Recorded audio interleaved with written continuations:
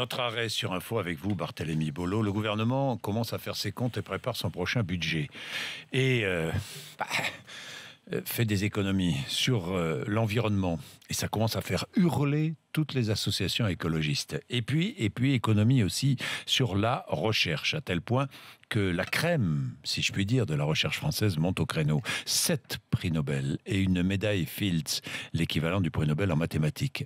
C'est 7 prix Nobel. Et Cédric Villani, la médaille Fields, dénonce un suicide scientifique et industriel. Ils ont signé une tribune dans Le Monde hier, Barthélémy. L'objet de la colère, ce sont les économies budgétaires. Le gouvernement prévoit d'amputer le budget de la recherche publique de 256 millions d'euros. La commission des finances de l'Assemblée doit se prononcer aujourd'hui sur le projet de décret.